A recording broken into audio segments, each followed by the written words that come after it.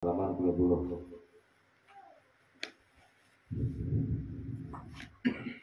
Ketahuilah dulu. Bismillahirrahmanirrahim. Qala mu'allif rahimahullah ta'ala wa nafa'ana bi'ulumi fid dunya amin. Ketahuilah bahwasanya kebagusan dan keelokan, keindahan itu wujud pada selain bagus dan elok itu adalah wujud pada selain yang diterima oleh indera. Jadi kebagusan, keindahan itu adalah sebuah wujud, sesuatu yang terlihat adanya, tapi bukan diterima oleh indera. Diterima oleh indera kita. Karena dikatakan ini adalah akhlak yang baik, ini ilmu yang baik. Kita melihat ada orang berakhlak. Lalu kita karena sudah melihat orang berakhlak tadi, lalu timbul merasa bagus akhlaknya. Jadi terucaplah kita, ini adalah akhlak yang baik, ini adalah ilmu yang baik. Yang sudah mendengar ilmu yang baik, lalu terucap ini adalah ilmu yang baik. Ini perjalanan hidup yang baik. Yang sudah mendengar perjalanan hidup orang yang berakhlak tadi, lalu terucap ini perjalanan hidup yang baik.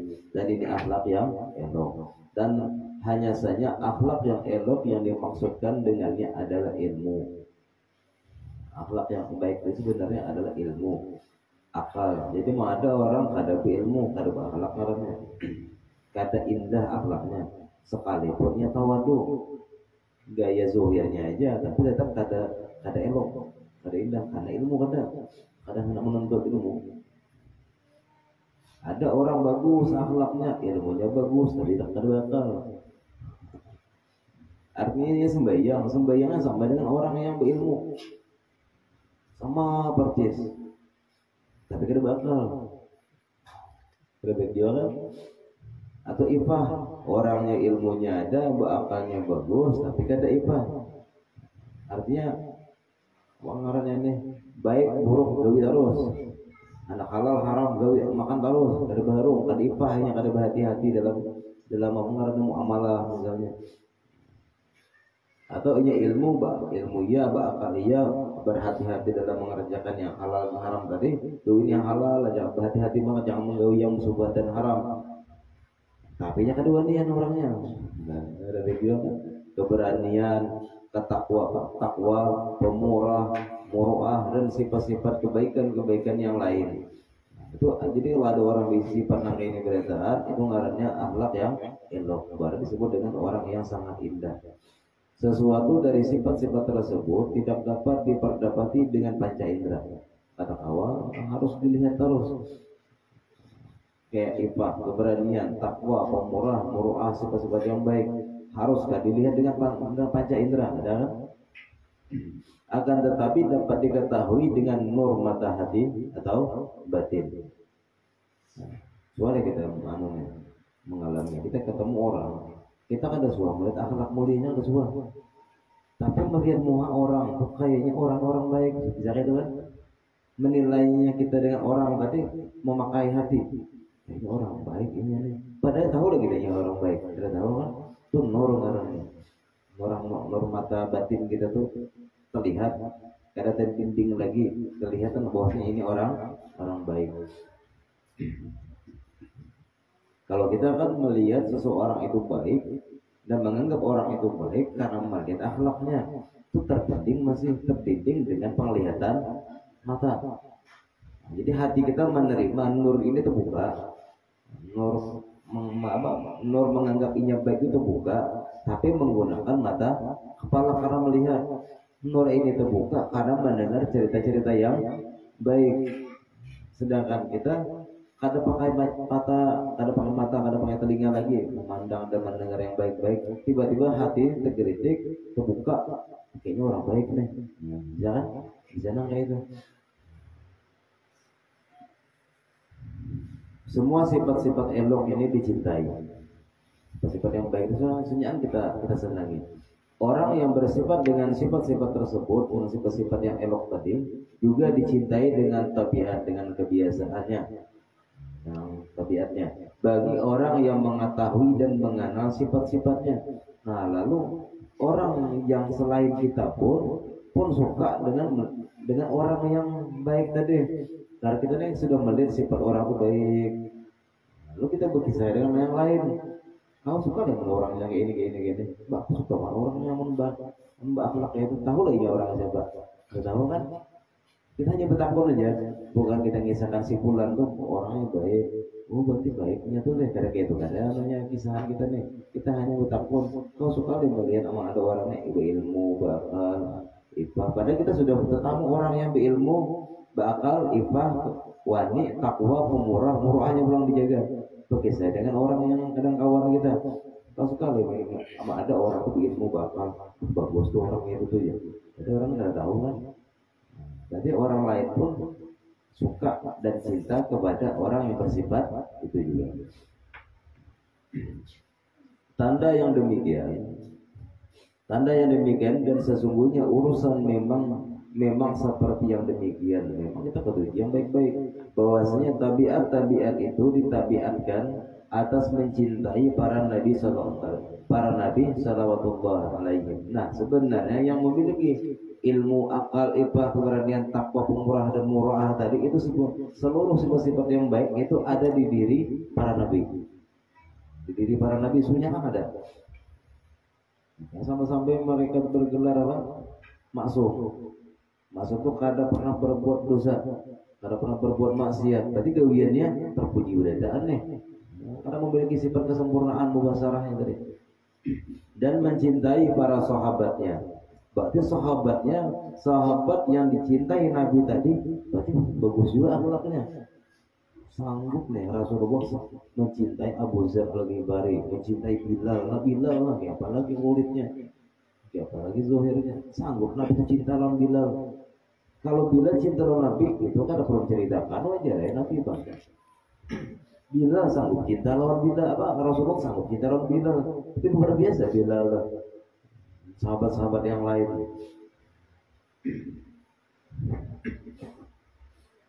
Jadi yang memiliki sifat kesempurnaan maka memiliki sifat-sifat yang elok tadi para nabi seluruhnya.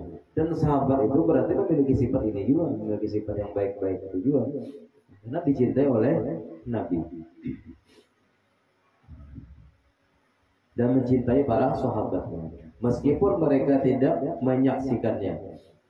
Bahkan mencintai orang-orang yang mempunyai mazhab seperti Imam Syafi'i, Abu Hanifah, Malik dan lain-lainnya. Banyak kan mencintai ulama-ulama mencintai Imam mazhab. Padahal sudah tahu Imam Syafi'i itu cinta. Berarti Imam Syafi'i, imam mazhab itu memiliki sifat yang mulia juga, sifat yang elok juga. Sehingga sesungguhnya seseorang laki-laki kadang-kadang kecintaannya kepada pemilik mazhab itu melewati batas cintanya. Melewati batas cinta. Yang demikian itu mendorong orang tersebut menginfakkan seluruh hartanya untuk menolong mazhabnya. Karena saking cintanya dengan Imam Syafi'i, berarti bermazhab Syafi'i. Lalu yang ketujuh membantu ulama-ulama yang bermazhab Syafi'i dan sanggup membelanya. Jangan kita ingkari, jangan kita ingkari lah. Atau kita anggap remeh orang yang mencintai habaib misalnya. Mencintai habaib sudah luar biasa cintanya, karena kalau dihalang-halangi lagi kita halangi pulang orang yang mencintai iman. Ya udah marah yang mencintai iman, mencintai orang-orang mau. Kita mencintai habaib itu selesai. Karena kalau kita bikin statement lah ini percuma. Kita membuat orang itu memindahkan cinta orang ke cinta yang sesungguhnya sulit. Sulit ya? Sebenarnya bukan itu yang kau cinta, itu kau dukung, macam lah. Percuma, bagus kita aja. Mempati cinta orang yang benar-benar tadi. Terus menjelaskan cinta dengan orang yang sudah berbalik cintanya. Hanya pantang untuk kembali apabila sudah dihianati. Pantang untuk kembali. Kalau sudah dihianati sekali ya. Tapi lah, karena kalau juga tetap pemaaf juga kita walaupun sudah dihianati. Justru Allah Taala itu berapa banyak hamba-hambanya mengkhianati Allah. Masih aja Allah cinta gitu ya. Kita ini lagi makan, kita ini lagi duduk. datang yang orang yang kita cintai lah, dan jauh-jauh bini kita sambil menyuapi kita makan, cinta lah dalam ini, cinta kan senang lah kita disuapi, senang. Tapi yang gak disuapi main HP, yang dilihat ini orang, yang menyuapi ini bini orang, HP ini gambar bini orang atau gambar bini lain, maka itu khianat ngaranna. Padahal kita sedang disuapi orang yang mencintai kita. Paham lah? Kayak itu Tuhan. Hari-hari Allah memberi makannya. Hari-hari Tuhan memberi makannya, memberi minum, makan, duit dan lain sebagainya. Tapi kenapa kau mencintai yang lain ya Tuhan? Ada yang lain kan? Makhluk-makhlukku yang kau cintai. Siapa? Bini, anak, harta dan lain sebagainya. Padahal yang memberi makannya siapa? Aku yang menyuapi kau tiap hari. Kan ada di Al-Quran kan? Aku yang bahwa imuni kan, ini kan ada kan yang lalu surat apa tuh? Aku yang memberi minum ya Tuhan, aku yang memberi makan, aku yang menyuapimu. Nah itu kenapa kau masih mengkhianati aku? Ampun ya Allah, istighfar, ampun, ayo aku maafkan. Ini esok kayak itu pulang lalai lagi lawan Tuhan. Sudah kepepet, Allah ya Allah, ampun ya Allah, tak duit ya Allah, tak duit. Lu lapar ya Allah, beri makan lagi ulun. Ayo beri makan lagi. Ingat lupa aja masih dalam Tuhan. Jahatnya kita dalam Tuhan. Tapi boleh kan kembali dengan orang yang telah mengkhianati. Boleh. Berarti sifat kita ini hendak menuruti sifat Tuhan.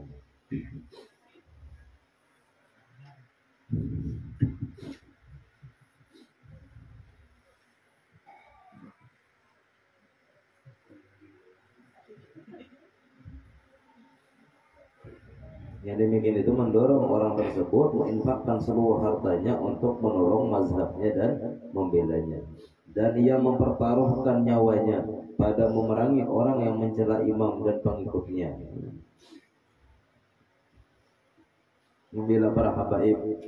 Sanggup kita mati dengan demi habaib tadi, dengan Habib Rizik misalnya, mati syahid lah, syahid karena Habib Rizik dicintai oleh Rasulullah dicintai oleh Allah, hubungannya ke situ.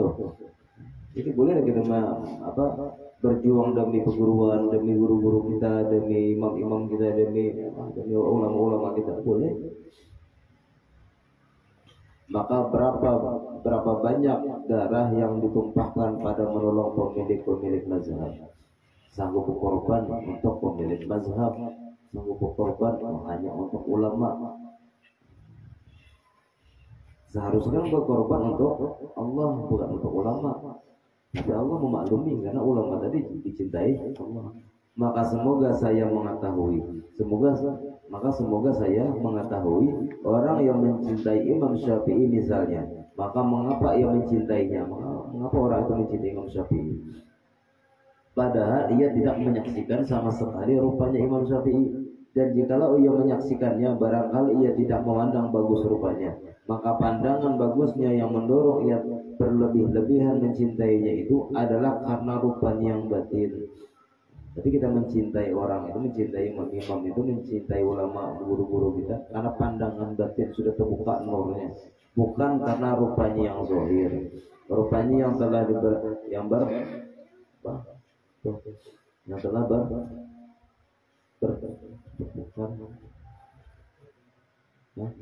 berpukar dengan tanah bersama tanahnya. Dan hanya saja ia mencintainya karena sifat-sifatnya yang batin, dari agama, takwa, banyak ilmu, menguasai dengan ilmu-ilmu agama. Ini ulama-ulama terus yang tampan tuan guru itu kadang malah banyak yang artis yang tampan. Tapi kenapa kita dengan ulama-ulama tadi memandang Sidin kayak bagus benar, Sidin senyum kayak tampan benar, padahal tampan artis lagi. Karena kita memandang keelokan batinnya, ilmunya, ketakwaannya, bangkitnya untuk memberi faedah ilmu syariat, dan karena menyebarkan kebaikan-kebaikan ini di dunia. Perkara-perkara ini semuanya adalah elok yang tidak dapat diketahui keelokannya kecuali dengan nurul basirah, cahaya mata batin. Adapun indra maka tidak mampu mengetahuinya. Jadi indera kata sanggup mengetahuinya.